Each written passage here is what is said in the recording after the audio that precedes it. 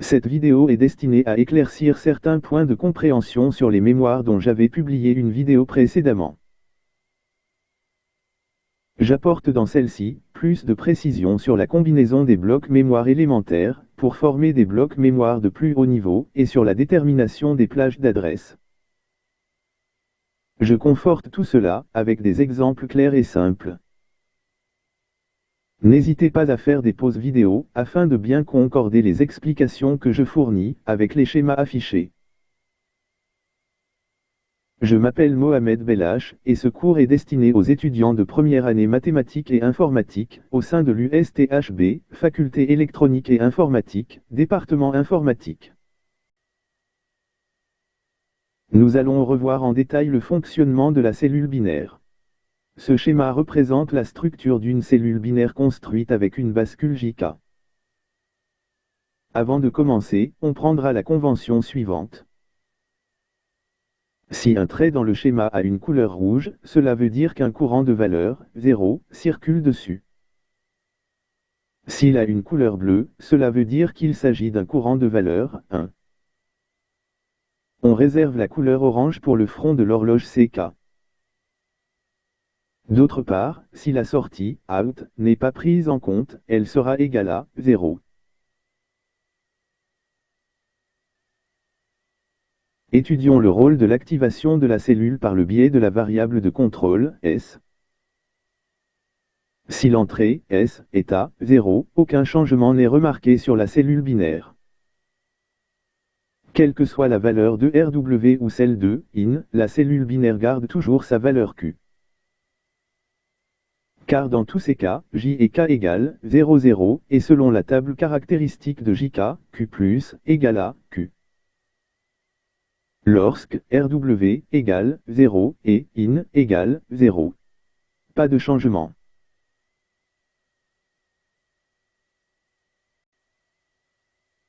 Lorsque RW égale 0 et IN égale 1. Pas de changement.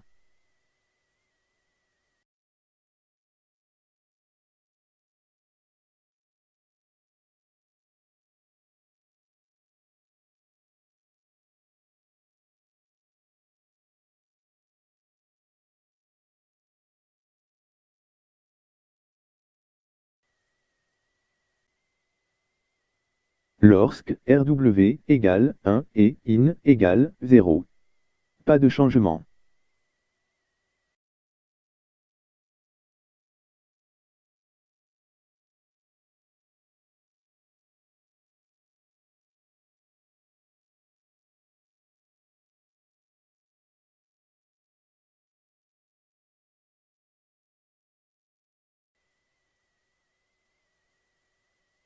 Lorsque RW égale 1 et IN égale 1. Pas de changement également.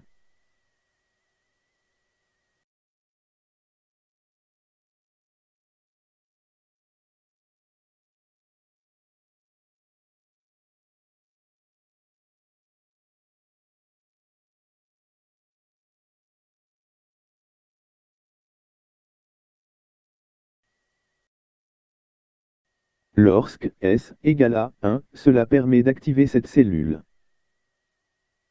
D'abord, on va réaliser une écriture dans la cellule. On met donc 0 à RW.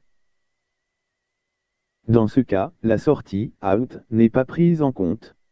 Donc, par convention, elle sera égale à 0. On ne sait pas quelle est la valeur actuelle dans la cellule binaire, Q. Dans tous les cas, celle-ci sera écrasée par la valeur de IN. Regardons ce qui se passe lorsqu'on veut écrire le bit 0 dans la cellule Q. On met donc un 0 à IN. Remarquez que puisque JK égale 0,1, alors Q égale à 0, c'est-à-dire la même valeur que IN.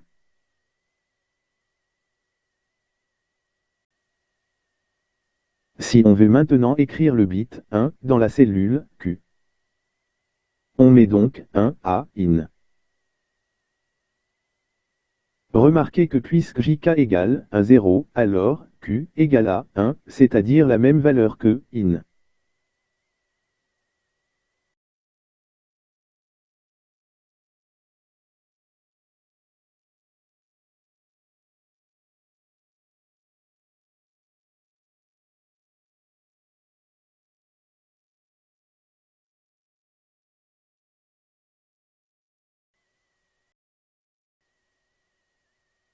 S étant toujours égal à 1, on va réaliser une lecture. On met donc 1 à RW. Dans ce cas, la sortie, out, récupère la valeur de la sortie, Q, de la bascule. En même temps, la valeur actuelle dans la cellule binaire, Q, reste inchangée. Ceci reste valable quelle que soit la valeur de in. Remarquez que puisque JK égale 0, 0, alors Q plus égale Q. C'est-à-dire qu'elle ne change pas. Lorsque in égale 0 et Q égale 0. Out reçoit 0. Lorsque in égale 0 et Q égale 1. Out reçoit 1.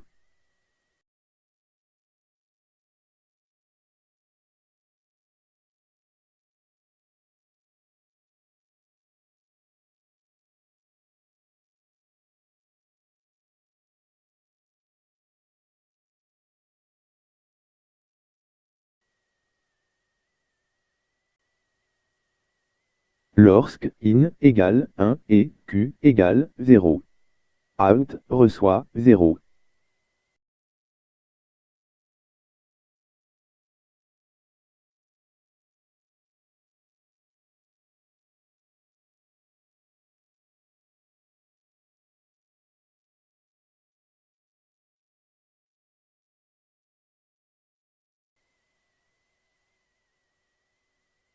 Lorsque in égale 1 et Q égale 1. Out reçoit 1.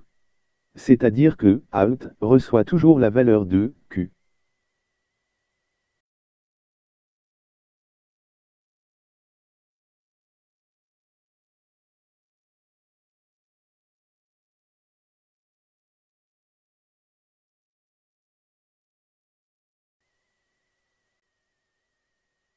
Pour faciliter l'étude dans le reste de la vidéo, nous allons utiliser le schéma fonctionnel de la cellule binaire, tout en gardant dans l'esprit son fonctionnement de base qu'on vient de voir.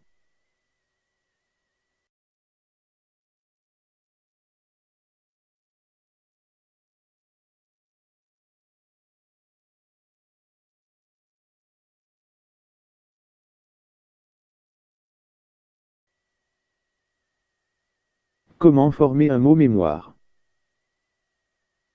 Un mot mémoire est un groupement de n cellules binaires. N représente, dans ce cas, la taille du mot mémoire. Les différents raccordements sont illustrés par le schéma. Remarquez que toutes les entrées, S, des différentes cellules binaires sont raccordées à une seule variable. Ceci veut dire que toutes ces cellules binaires de ce même mot mémoire sont activées ou désactivées en même temps. Il en est de même pour les opérations read ou write. D'un autre côté, toutes les entrées, in, et les sorties, out, restent indépendantes.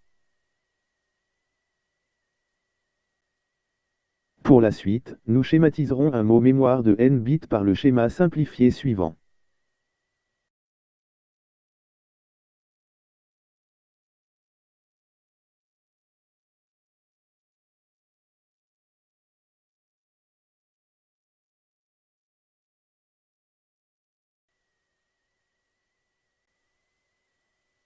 Étudions maintenant la méthode de composition des blocs de mémoire élémentaire, de niveau n, pour former un bloc mémoire de niveau n plus 1. D'abord, quel est le bloc mémoire le plus petit possible? Il s'agit d'un bloc mémoire composé de deux mots mémoire seulement.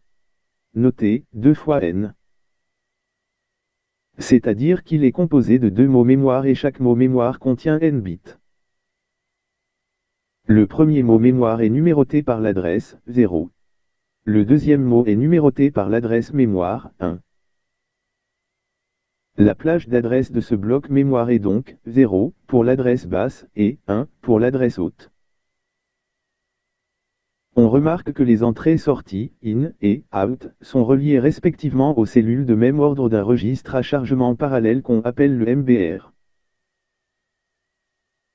L'entrée du décodeur, 1 x 2, est liée à une cellule d'un registre à chargement parallèle composé de cette seule cellule.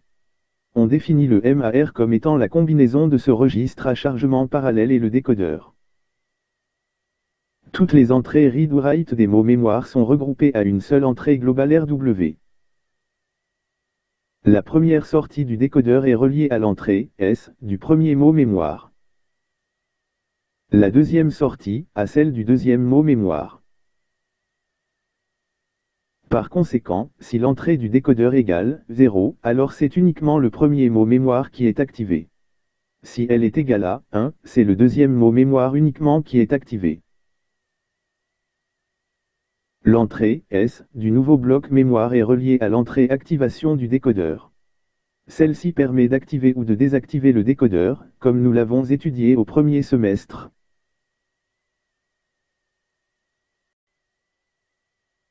Pour la suite, nous schématiserons un bloc mémoire, 2 fois n, par le schéma simplifié suivant.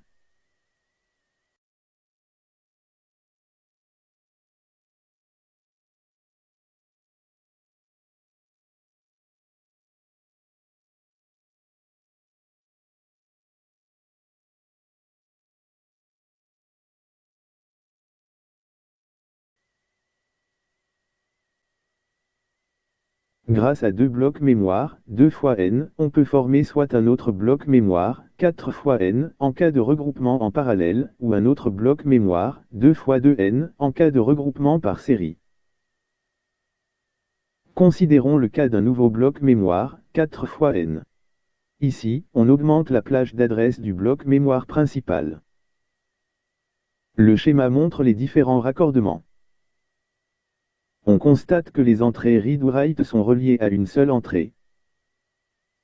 Le premier bit du MAR principal est relié à tous les MAR des blocs élémentaires. Le deuxième bit du MAR principal est relié à un décodeur, 1 fois 2. La première sortie de ce décodeur est reliée à l'entrée S du premier bloc mémoire. Tandis que la deuxième sortie est reliée à l'entrée S du deuxième bloc mémoire. L'entrée S principale du nouveau bloc mémoire est reliée à l'entrée validation du décodeur, 1 fois 2. Chaque bit des registres MBR élémentaires est relié au bit correspondant, c'est-à-dire de même rang, au bit du MBR principal. L'adresse du premier mot mémoire du premier bloc sera 00. C'est l'adresse minimale de la plage d'adresse pour le premier bloc. L'adresse du dernier mot mémoire du premier bloc sera 01. C'est l'adresse maximale de la plage d'adresse pour le premier bloc. L'adresse du premier mot mémoire du deuxième bloc sera 10. C'est l'adresse minimale de la plage d'adresse pour le second bloc. L'adresse du dernier mot mémoire du second bloc sera 11. C'est l'adresse maximale de la plage d'adresse pour le second bloc.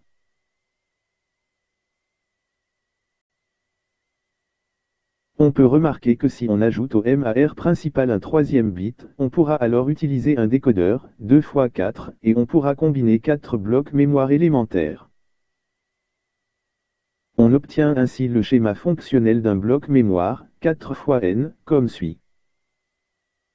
On peut répéter le même processus pour construire des blocs mémoire de plus haut niveau.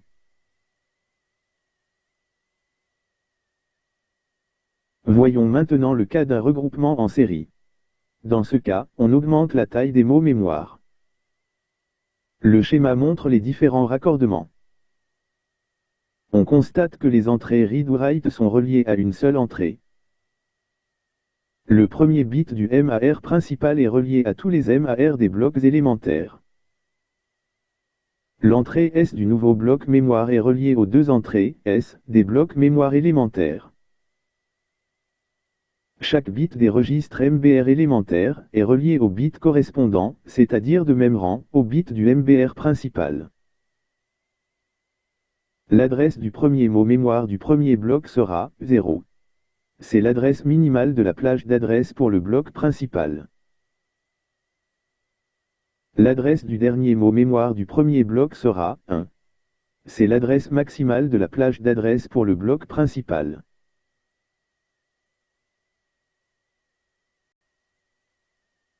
On obtient ainsi le schéma fonctionnel d'un bloc mémoire, 2 fois 2n, comme suit.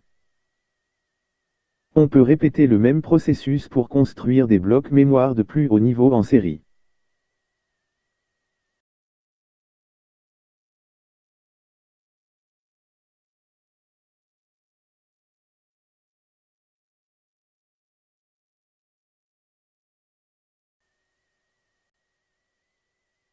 Enfin, nous allons voir un cas de fonctionnement d'un bloc mémoire, 4 fois n. On prendra un seul cas d'exemple, celui de la lecture d'un mot mémoire d'adresse, A. Si on suppose que A égale 00, c'est le premier mot du premier bloc que nous allons obtenir dans le MBR principal. Si on suppose que A égale 01, c'est le second mot du premier bloc que nous allons obtenir dans le MBR principal.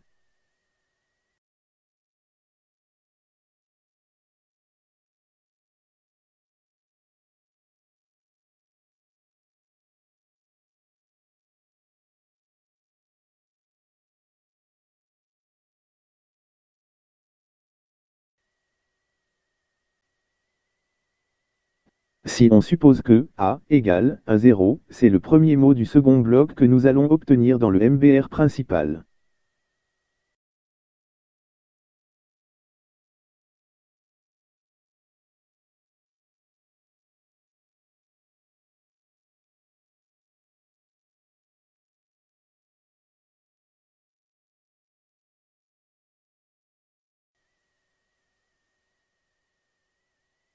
Si on suppose que A égale 1, c'est le second mot du second bloc que nous allons obtenir dans le MBR principal.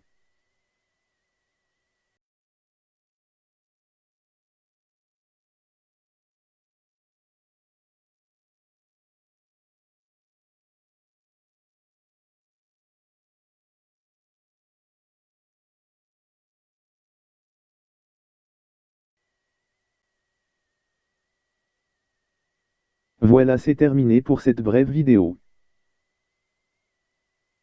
J'espère qu'elle vous a éclairci sur certains points sombres qui ont résulté de ma vidéo sur les mémoires. N'hésitez pas à me poser des questions par le biais de votre espace restreint sur mon site. À bientôt. Mohamed Bellache.